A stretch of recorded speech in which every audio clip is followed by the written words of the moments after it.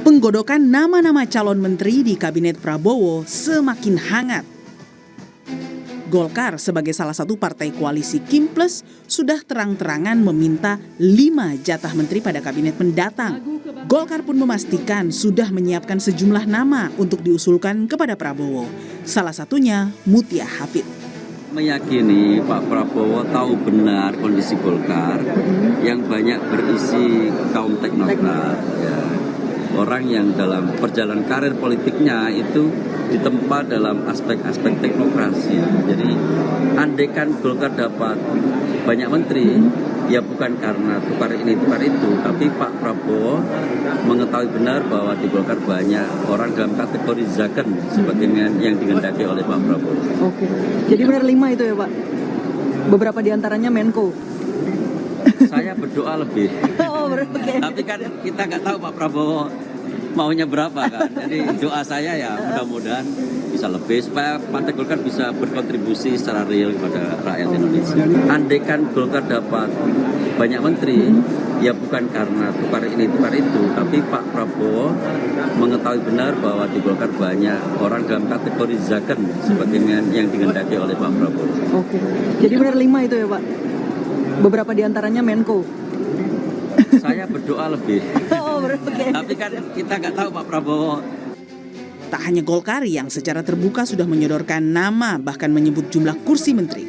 Partai Amanat Nasional melalui Ketua Umumnya Zulkifli Hasan juga berharap jatah Menteri Pendidikan di Kabinet Prabowo Subianto dapat diisi kader Muhammadiyah. Karena politik itu selalu yang kuat, kadang-kadang nggak bisa bicara benar salah. Jadi kalau kemarin misalnya guru-guru kita banyak yang kemarin, itulah kebijakan politik penguasa. Menteri Pendidikannya, tapi mudah-mudahan besok Menteri Pendidikan dari Muhammadiyah. Di saat parpol dalam koalisi Kim mulai membangun lobi soal jatah kursi menteri, kini mencuat isu kader PDI Perjuangan disebut-sebut akan masuk dalam kabinet Prabowo. 2 nama yang sudah beredar, yakni Sekjen PDIP Hasto Kristianto dan Kepala BIN Budi Gunawan yang dikenal sebagai orang dekat Megawati. Menanggapi hal ini, Puan mengaku tidak tahu. Kurang tahu. Tolong tanyakan kemana, nggak tahu, saya nggak tahu. Mengenai siapa dan berapa jumlah kementerian di Kabinet Prabowo, baru akan terjawab usai pelantikan Presiden tanggal 20 Oktober nanti. Tim Liputan Kompas TV. Saat Golkar sudah menyodorkan nama-nama kadernya untuk masuk dalam kabinet Prabowo, lalu PAN sudah terbuka mengharapkan dapat jatah Menteri Pendidikan, belakangan muncul kabar akan ada kader PDI Perjuangan yang masuk dalam kabinet Prabowo. Akankah masuknya PDI Perjuangan ke dalam koalisi Kim Plus ini mempengaruhi jumlah menteri bagi kader parpol koalisi yang dari awal bersama Prabowo? Lalu sejauh mana komunikasi PDI Perjuangan jelang pertemuan Mega dan Prabowo? Kami akan bahas ini bersama politisi PDI Perjuangan Ciko Hakim, bergabung juga saat ini politisi Partai Golkar Nurdin Halid dan Direktur Eksekutif Indikator Politik Indonesia Burhanuddin Muhtadi. Selamat sore semuanya, apa kabar? Selamat sore. Waalaikumsalam warahmatullahi wabarakatuh. Terima kasih semuanya sudah bergabung. Bang Ciko, saya mau ke Anda dulu deh, karena begini Bang. Sudah lama kami dari kalangan pewarta mendengar kabar bahwa atau isu kader PDI Perjuangan akan masuk sebagai menteri di pemerintahan Pak Prabowo. Awalnya kami dengar nama Pak Budi Gunawan, orang dekatnya Bu Mega, ditambah dengan Pak Azwar Anas. Sekarang beredar lagi kabar Pak Budi Gunawan dan Mas Hasto Kristianto. Seberapa benar atau berapa persen kebenaran dari informasi ini, Bang?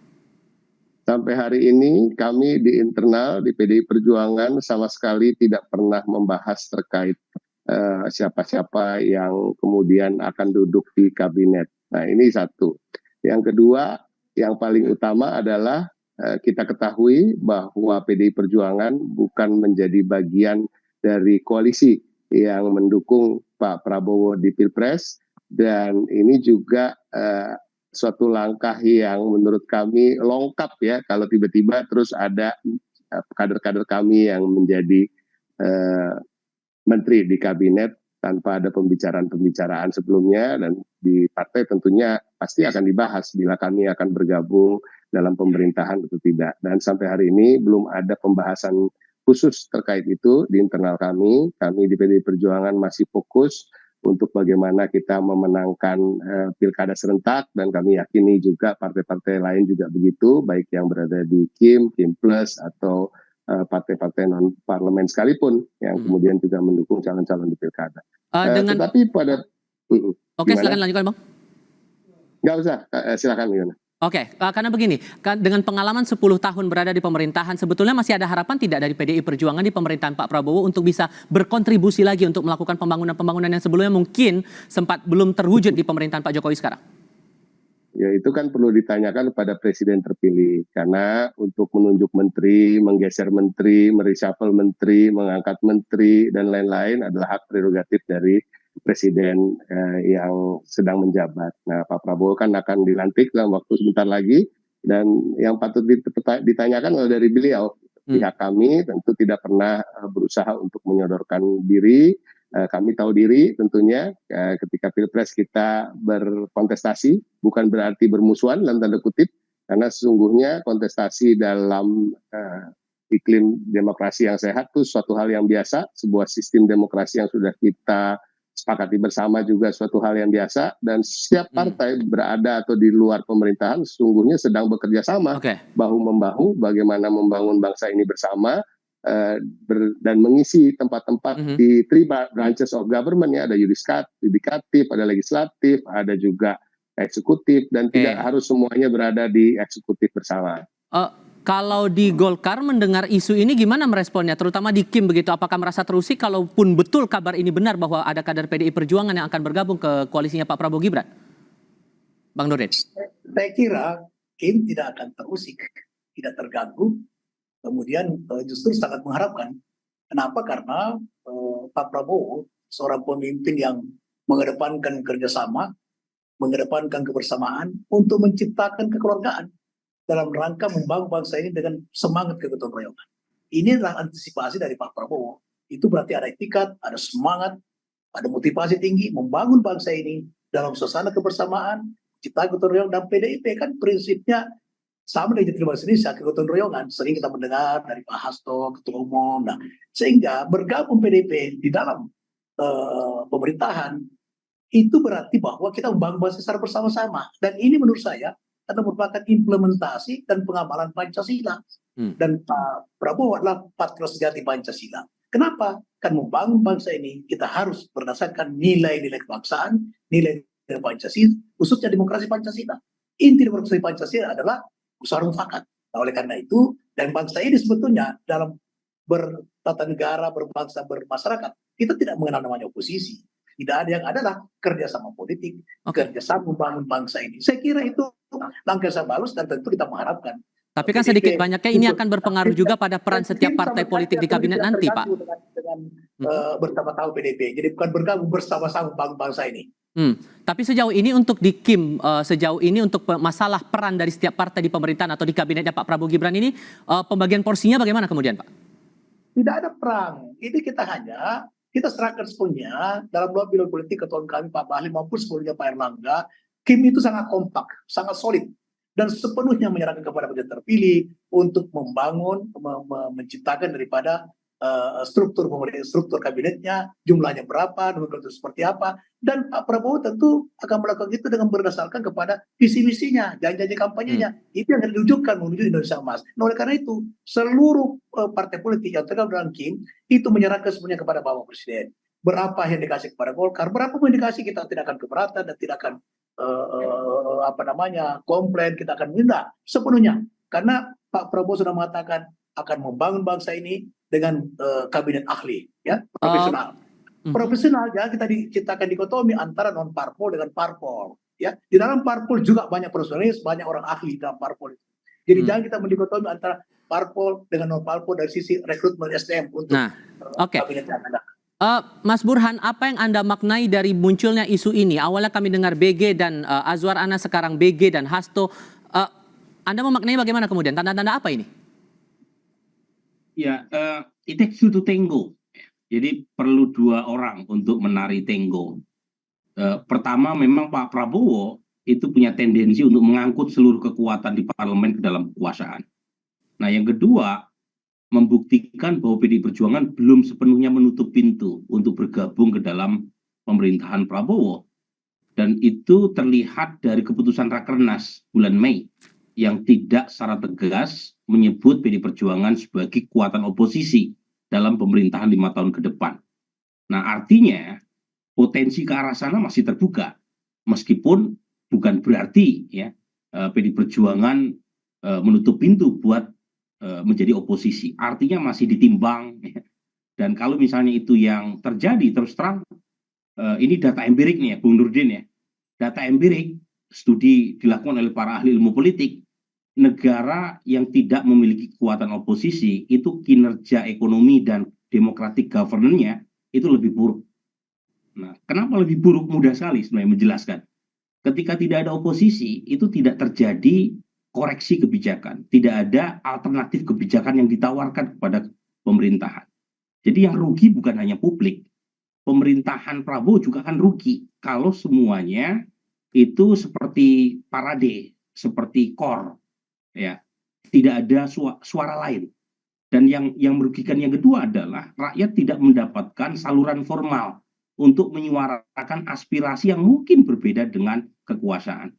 Jadi ini kerugian yang menurut saya penting untuk dipertimbangkan, terutama buat PDI Perjuangan, karena bagaimanapun PDI Perjuangan itu punya semacam tanggung jawab demokratik ya, karena dalam kata PDI Perjuangan ada demokrasi di situ. Oke. Tapi kenapa kemudian ada kesan bahwa Pak Prabowo ini terkesan bersikeras untuk mengajak atau merangkul semua partai, terutama PDI Perjuangan, untuk masuk ke pemerintahan? Oh, saya tidak tahu ya soal bersikeras atau tidak. Tapi kalau menangkapnya bagaimana kemudian kalau ada kesan yang begitu, Mas? Begini, enggak, kalau saya kan melihat dari statement-statement Pak Prabowo ya. Pak Prabowo itu kan berkali-kali mengatakan pentingnya persatuan elit. Sesuatu hal yang menurut saya tidak ada presidennya dalam sejarah kita kalau seluruh kekuatan masuk ke dalam pemerintahan. Pada masa Ibu Mega itu masih ada satu kekuatan oposisi namanya PKB. Nih. Jadi bahkan pada saat itu pun masih ada kekuatan oposisi ya. Di saat seluruh kekuatan itu berada di belakang Ibu Mega ketika Ibu Mega diangkat sebagai presiden menggantikan Gus Dur. Kemudian zaman Pak SBY ya, itu juga Gerindra bagian dari kekuatan oposisi bersama PDI Perjuangan dan Hanura. Ya. 2 periode. Okay. Jadi poin saya kalau semua kekuatan berada di dalam itu selain masalah democratic governance, masalah koordinasi juga tidak mudah loh, Tifal. Jadi kalau misalnya terjadi overlap satu sana sini, kemudian ada persoalan berkaitan dengan jatah partai lain yang diambil, itu kan bisa menimbulkan ketidaksolidan di internal dan memunculkan masalah kohesi atau disiplin koalisi. Maka komitmen check and balances yang beberapa kali sempat digaungkan PDI Perjuangan jadi pertanyaan nih Bang Ciko. Jadi gimana ngerespon itu kalaupun muncul banyak isu seperti ini? Ya, saya menjawabnya sama. Ini kan seperti dipaksakan bahwa kami harus menjawab bahwa memang sudah ada pembicaraan. Nah, saya jujur menyampaikan bahwa di internal kami belum sama sekali membahas terkait hal ini. Dari Mbak Puan sendiri sudah menyampaikan berkali-kali pada wartawan bahwa beliau tidak tahu, bahkan beliau terus harus tanya siapa ya gitu. Beliau juga nggak tahu harus ditanyakan pada siapa. Mungkin harus ditanyakan pada sumber rumor itu sendiri. Kami tetap meyakini bahwa berada atau di dalam ataupun di luar pemerintahan sebenarnya sesungguhnya di dalam sebuah sistem demokrasi tetap artinya saling menyangga pilar bangsa dan NKRI ini, walaupun pilar itu kan tidak bisa berada di dalam satu titik. Kalau satu titik justru tidak akan balance gitu. Kalau pilar itu berjauhan juga bisa menimbulkan tadi keseimbangan. Dan saya juga sepakat dengan apa yang disampaikan Bang Burhan. Tetapi kemudian kami juga meyakini bahwa PDI Perjuangan selama ini walaupun berada dalam pemerintahan Presiden Joko Widodo selama 2 periode ini tidak juga artinya meredup di parlemen ketika ada kebijakan-kebijakan pemerintah yang kita anggap tidak sesuai dengan aspirasi masyarakat dan aspirasi konstituen dari PDI Perjuangan. Jadi berada di dalam atau di luar bagi PDI Perjuangan sama saja. Kami pernah berada dalam posisi kedua-duanya. Bahkan di era Orde Baru sekian lama kami berada di dalam posisi yang begitu represif, ditindas dan juga bahkan diserang kantornya dan lain-lain. Jadi untuk berada di dalam dan di luar itu bagi kami itu masalah kecil. Masalah yang utama adalah bagaimana kita bisa sama-sama membangun bangsa bersama dengan Partai Gerindra, Partai Golkar, Pak Prabowo Subianto, gitu, dan Ibu Megawati tentunya. Walaupun dengan posisi-posisi yang kami sudah yakini benar keadaannya. Oke. Tadi juga sempat disinggung masalah porsi menteri juga nih, Pak Nurdin. Jadi kita tidak bicara soal PDIP yang isunya muncul belakangan ini. Kita juga tahu bahwa Nasdem dan PKB belakangan setelah Pilpres ikut bergabung, menyatakan ikut bergabung dalam pemerintahannya Pak Prabowo Gibran, mendukung begitu. Apakah tidak khawatir bahwa jatah porsi untuk menjalankan tugas di pemerintahan nantinya akan berkurang di Partai Golkar? Sebelum ke situ saya mungkin berbeda sedikit dengan pandangan pendapat Bung Nurdin dalam soal penerapan oposisi dan tidak oposisi. Mungkin saya berbeda. Kalau di Barat lain memang karena demokrasinya berbeda. Mereka demokrasi parlementer, tidak berbeda dengan kita. Kita demokrasi Pancasila. Dan pengalaman saya sebagai anggota DPR, saya anggota DPR sejak tahun Orde Baru 97 ya. Kita tidak mengenal istilah oposisi. Hanya ada memang partai yang tidak ada pemerintahan, tapi tidak kemudian bahwa itu oposisi kan tidak sudah konstitusi yang adalah. Dan contoh saja Pak Berdi adalah penerapannya. Menurut saya tidak pernah kita ada oposisi. Contoh sekarang ini. Ya, dan check balances itu tidak hanya bahwa oposisi saja bisa melakukan check balances. Contoh sekarang pansus haji. Pansus haji tidak akan terjadi andaikan Partai Golkar dengan partai-partai lain itu tidak setuju dengan itu. Itu bentuk kritikan kita kepada eksekutif. Jadi check balances itu tidak hanya bahwa yang menyandang oposisi untuk melakukan check balances, sekalipun semua dalam pemerintahan nanti. Idealnya gimana kalau tidak ada oposisi, check and balancesnya berjalannya gimana kalau gitu, Bang? Ya contoh saja sekarang pansus haji misalnya. Apakah itu bukan bentuk check balances? Pansus haji, saya tanya Pak Burhan Ibu tadi. Itu ya boleh, bentuk daripada saya jawab ya, Bung Nurdin ya. Ya. Saya jawab ya. Oke. Pansus haji dugaan saya akan tidak berujung sesuai dengan yang diharapkan oleh publik. Paling ada kesepakatan-kesepakatan. Sehingga itu soal lain. Itu tapi ada proses daripada penafsiran check balances itu. Kalau oposisi, Pak Bung Burhan, sebentar ya. Kalau oposisi seperti di Malaysia, apapun kebijakan pemerintah dia hajar. Apapun kebijakan pemerintah benar atau tidak rakyat dia hajar. Itu oposisi. Di Indonesia tidak seperti itu. Demokrasi kita tidak seperti itu. Demokrasi kita secara demokrasi Pancasila. Kita harus kembalikan ke topik lagi ya. Kita kembalikan ke topik lagi. Jadi gimana untuk memastikan oposisi ini tetap berjalan kalau Anda katakan bahwa tidak ada istilah oposisi dalam pemerintahan demokrasi seperti kita? Ini soal semantik aja sebenarnya Bung Tifal. Soal oposisi atau di luar kekuasaan, intinya ada penyeimbang, ada checks and balance. Kalau semua partai berada di dalam, pertanyaannya berani atau tidak partai-partai tadi itu men-challenge kebijakan pemerintah yang substansial. Contoh, waktu periode kedua Pak Jokowi, mereka yang berada di dalam kekuasaan, ada nggak suara lain soal RUU IKN? Ada nggak suara lain soal RUU Omnibus Law? Revisi Undang-Undang Tambang? Kan semua sepakat itu, nggak ada suara lain sama sekali. Bahkan kemarin belum lama soal revisi Undang-Undang Pilkada yang pengen menganulir putusan MK. Itu kan semua sepakat. Nggak ada suara lain sama sekali di internal partai-partai pendukung pemerintah. Jadi nggak usah ngomong soal pansus haji. Kita juga tahu ujungnya pansus haji, Menteri Agamanya tidak akan diapa-apain juga Bang Nurdin.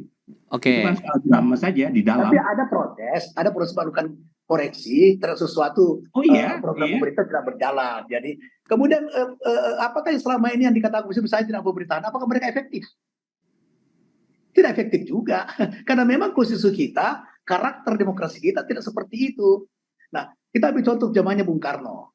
Ketika ada pemenang pemilu, tidak ada pemenang pemilu yang mayoritas, negara-negara ini hancur-hancur akan demokrasinya, pemilu tidak berjalan sehingga kembali ke dekret 5 Juli 59. Itu contoh, kalau tidak sesuai pelaksanaan demokrasi kita, justru merusak Bu tadi. Oke, Bang Ciko meresponnya gimana Bang Ciko? Saya kasih kesempatan Anda. Terlalu jauh ke zaman Bung Karno sekarang. Persoalan masalah oposisi ini beda-beda pandangan lagi nih ceritanya. Gimana Bang Ciko? Saya ada sepakat sedikit dengan Bung Nurdin juga dengan Bung Burhan ya. Pada prinsipnya memang alternatif pemikiran, aspirasi dari masyarakat juga harus ada salurannya, harus ada kanal. Karena bila tidak ada kanal di situ nanti akan terjadi parlemen jalanan. Dan ini yang kita hindari. Walaupun demonstrasi di jalan itu juga bagian dari demokrasi itu sendiri.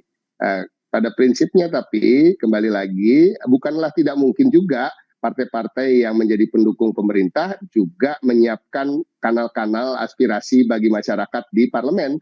Dan ini juga sering terjadi. Tadi saya sampaikan bahwa walaupun selama 10 tahun partai kami adalah partai berada di dalam pemerintahan, tidak juga menyurutkan kritik-kritik ya teman-teman seperti Rieke Diah Pitaloka, Mas Aryo Bimo, dan lain-lain yang berada di DPR. Dan ini juga bisa terjadi dengan baik. Jadi kita lihat saja nanti, kita fokus saja bagaimana nanti pilkada ini partai PDI Perjuangan berusaha untuk yang bekerja sama dengan partainya Bang Nurdin gitu menang, ya kan? Dan kalau yang sedang nggak bekerja sama, bagaimana kami yang menang, bukan Bang Nurdin yang menang kan gitu. Kalau kemudian tawaran ada kepada PDI Perjuangan untuk menempatkan menteri di pemerintahan baru, berarti udah tertutup pintu bagi PDIP untuk jadi oposisi, Bang Ciko? Nggak ada yang mengatakan begitu, ya kan? Tapi kita juga jangan mengandai-andai. Kalau tawarannya belum ada, nanti kalau saya jawab, ada yang jawab lagi. Siapa yang nawarin kan gitu. Kita tunggu aja lah pembicaraan terkait itu ke depannya. Terakhir untuk Anda singkat saja Mas Burhan, gestur untuk PDI dan Gerindra, pertemuan Megawati dan Prabowo ke depannya akan bagaimana melihat dinamika yang ada sekarang? Singkat saja. Ya, saya bukan pengamat gestur ya, Tifa. Tapi yang pasti memang PDI Perjuangan terlihat belum menutup opsi untuk menjadi bagian dari pemerintahan Prabowo. Jadi itu yang kemudian membuka spekulasi yang cukup kencang di kalangan wartawan termasuk Tifa. Karena tadi tidak ada statement resmi bahwa 5 tahun ke depan PDI Perjuangan komit sebagai partai oposisi, sehingga spekulasi-spekulasi berkaitan dengan jatah menteri itu akan terus muncul minimal sampai tanggal 20 Oktober ini. Dinamika ini masih menarik dicermati sebelum tanggal 20 Oktober 2024. Bang Ciko, kemudian Mas Burhan, terima kasih. Pak Nurdin Halid juga terima kasih sudah berdiskusi bersama kami. Sehat selalu semuanya. Selamat sore.